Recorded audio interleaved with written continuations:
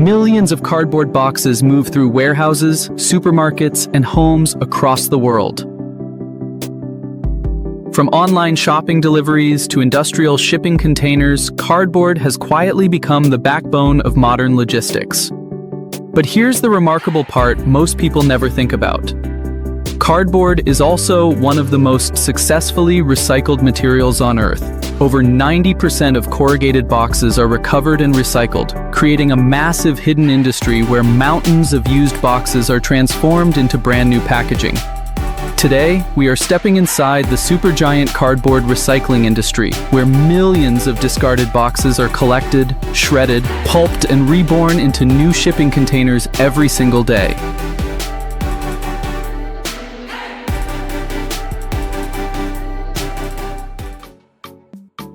Cardboard might seem simple, but its history is closely tied to the rise of global commerce. The first corrugated cardboard appeared in the mid-19th century when inventors began experimenting with fluted paper layers to create stronger packaging materials.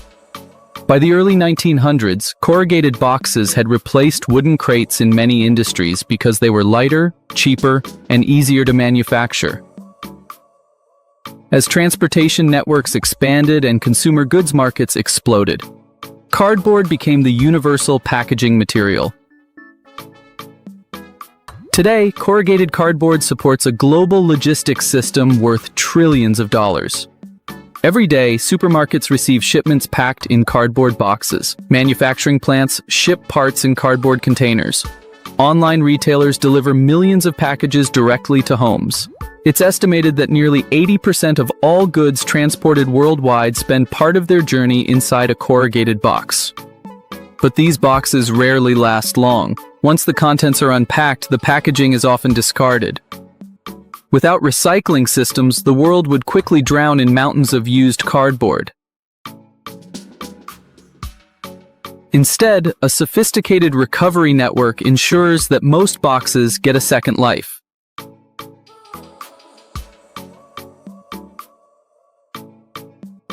The journey begins at warehouses, grocery stores, recycling centers, and residential neighborhoods. When cardboard boxes are no longer needed, they are flattened and placed into recycling containers. In large distribution centers, workers feed used boxes into massive baling machines. These machines compress loose cardboard into dense blocks called bales, each weighing up to half a ton. A typical supermarket can produce several tons of cardboard waste every week, and large e-commerce warehouses generate even more. To handle this volume, recycling companies operate fleets of trucks that collect cardboard bales daily and transport them to regional recycling plants. As these trucks arrive at recycling facilities, the scale of the operation becomes immediately clear. Giant yards fill with stacks of cardboard bales rising like small buildings. Forklifts race across the site, unloading trailers and moving material into storage areas. Some plants process thousands of tons of cardboard every day, making them among the busiest recycling operations in the packaging industry. Once inside the plant, the first stage of the recycling process begins: sorting and preparation. Although most incoming material is corrugated cardboard, recycling facilities still need to remove contaminants. Workers and automated sorting systems separate plastic films, metal staples, and other non-paper materials that may have been mixed into the recycling stream. Magnets capture metal fragments, while screens filter out smaller debris. After sorting, the cardboard moves toward one of the most important machines in the entire process: the industrial pulper. The pulper is essentially a giant steel tank equipped with powerful rotating blades. When cardboard bales enter the pulper, they are mixed with warm water and rapidly broken apart. Within minutes, the rigid boxes dissolve into a slurry of paper fibers known as pulp. This pulp mixture contains the original cellulose fibers that once formed the cardboard sheets. These fibers are the true value of the recycling process because they can be reused to create new paper products. But before the pulp can become new cardboard, it must be cleaned. Large filtration systems remove contaminants that survived the earlier sorting stages. Plastic tape, glue, and wax coatings are separated using screens, centrifugal cleaners, and flotation systems. Air bubbles may be injected into the mixture to help lift unwanted particles to the surface where they can be skimmed away.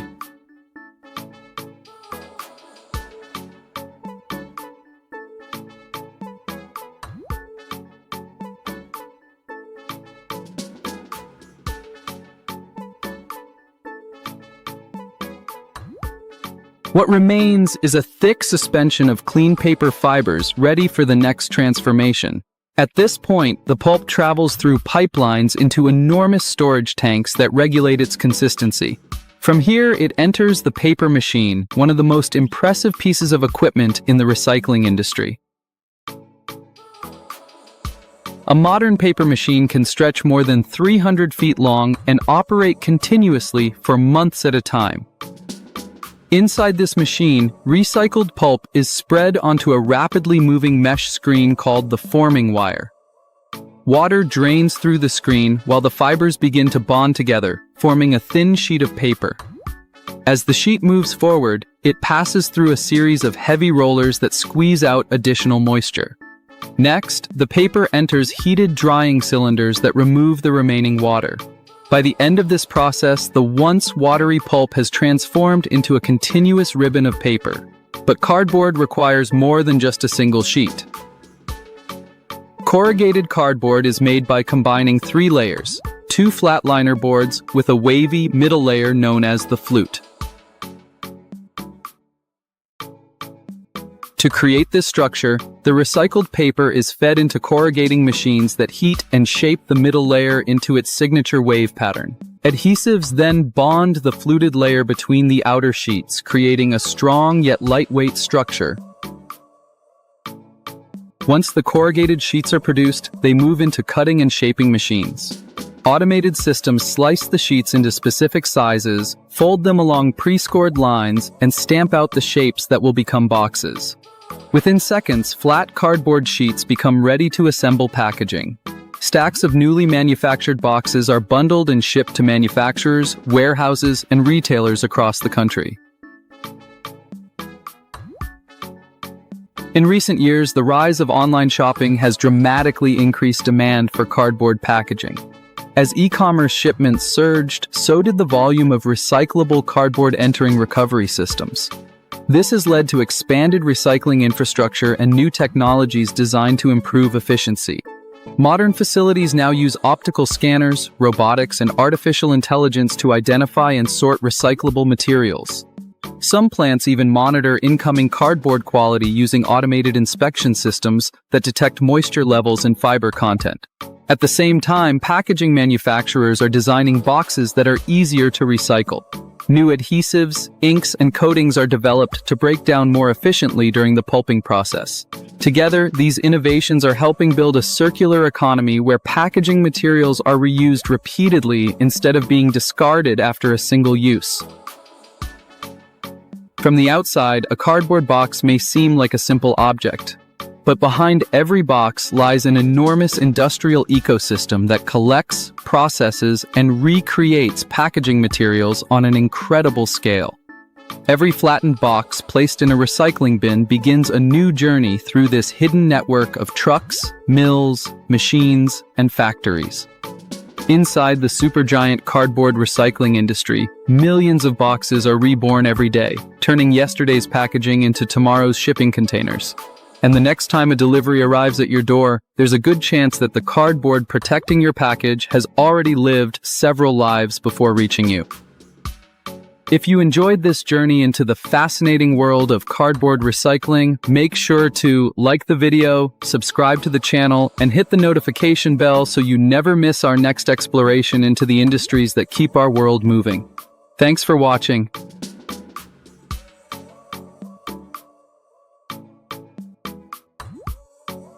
Every day, Americans throw away over 700,000 tons of garbage, enough to fill more than 60,000 garbage trucks daily. Imagine that. Mountains of trash stretching from coast to coast, piling up faster than we can bury it. But what if that waste didn't have to end up in a landfill? What if it could become electricity? Welcome to the supergiant waste-to-energy plant, where engineers and scientists have turned the nation's garbage problem into a source of clean, renewable power. Today, we'll journey deep inside one of America's most advanced facilities to see how mountains of trash are transformed into megawatts of energy that light up homes, power cities, and reduce landfill waste in a mind-blowing process.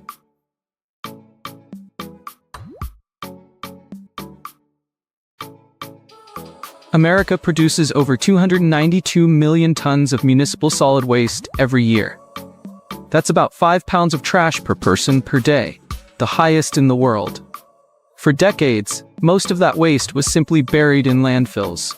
But landfills release methane gas, one of the most powerful greenhouse gases on Earth. In the 1970s, engineers started asking a radical question. If trash contains energy, why are we just throwing it away?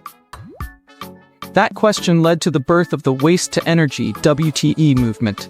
Instead of burying trash, these facilities burn, gasify, or process waste to recover usable energy, mostly electricity and heat.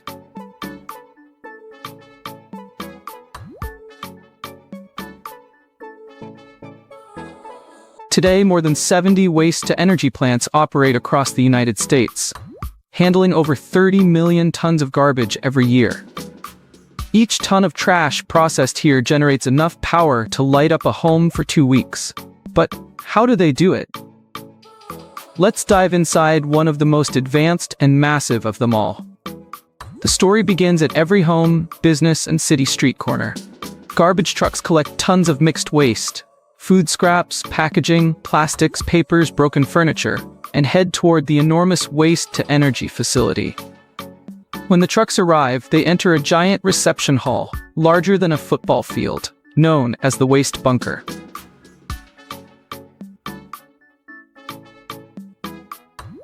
Here, operators dump the waste into a massive pit that can hold 10,000 tons of garbage at once.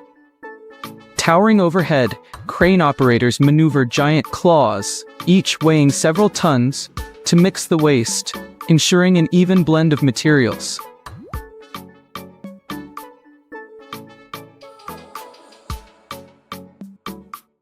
This helps the combustion process later on.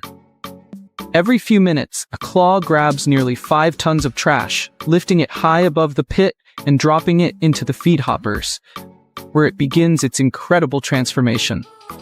Inside the heart of the plant lies the furnace system, an engineering marvel where temperatures exceed 1,800 degrees Fahrenheit. Here, the waste travels along moving grates, slowly burning in controlled stages. Unlike an open fire, this is a precisely managed combustion process that maximizes energy recovery and minimizes emissions. As the garbage burns, it releases hot gases and energy. That heat is captured in boilers filled with water, converting it into high-pressure steam. This steam then drives massive turbines, the same kind you'd find in power plants, generating electricity that flows directly into America's power grid. Every ton of waste burned produces about 550 kilowatt-hours of electricity.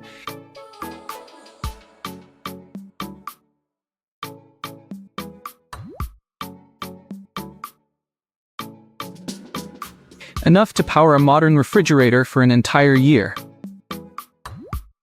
Meanwhile, the combustion process reduces the original volume of trash by nearly 90%, leaving behind only ash, which can be further processed to extract metals or used in road construction. Now you might wonder, doesn't burning trash pollute the air? That's where cutting-edge technology steps in.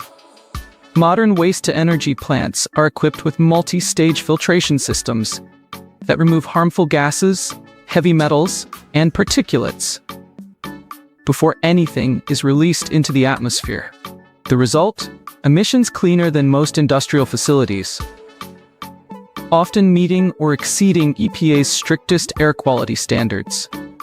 At the same time, magnets and eddy current separators recover ferrous and non-ferrous metals from the ash, such as iron, copper, and aluminum, which are then sent to recycling centers for reuse. So not only does this process generate power, but it also recovers valuable raw materials that would otherwise be lost.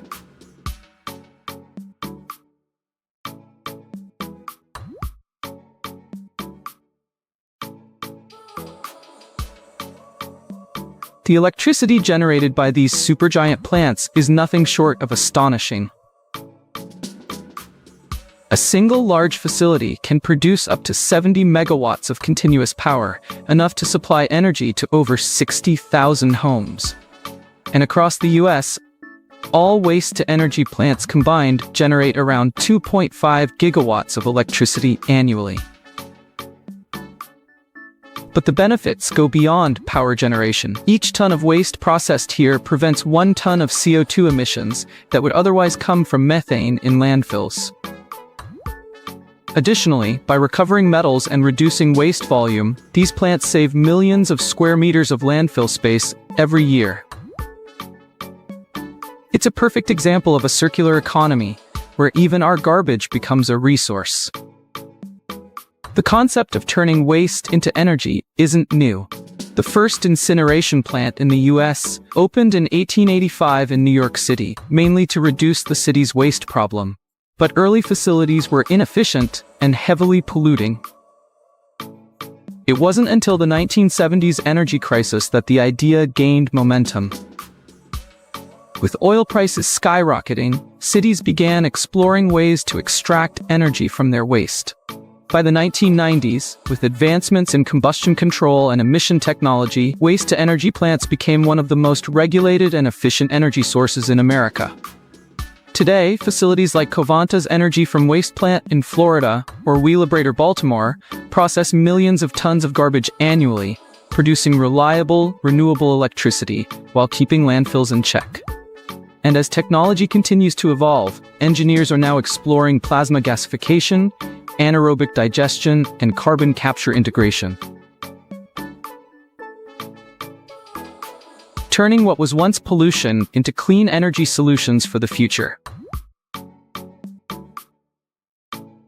If you found this journey fascinating, from garbage trucks to glowing cities, hit that subscribe button, give this video a like, and ring the notification bell, so you never miss another deep dive into the incredible world of mega factories and mind-blowing industries. Because here, every pile of trash hides a story of transformation, and we're just getting started.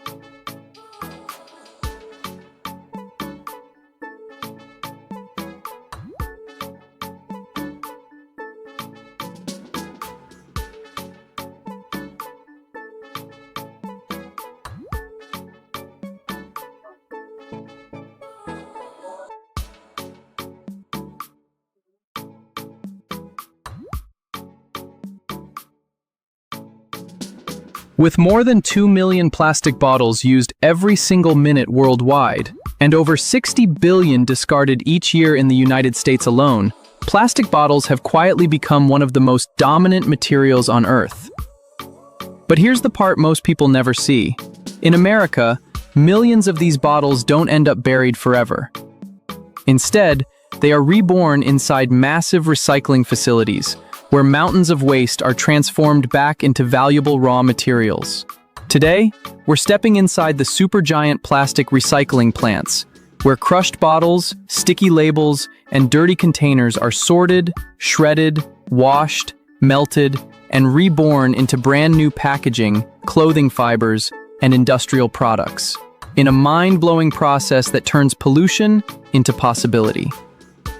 Before we dive in, don't forget to like, subscribe, and turn on the notification bell so you never miss our deep dive documentaries into the industries that quietly power our modern world.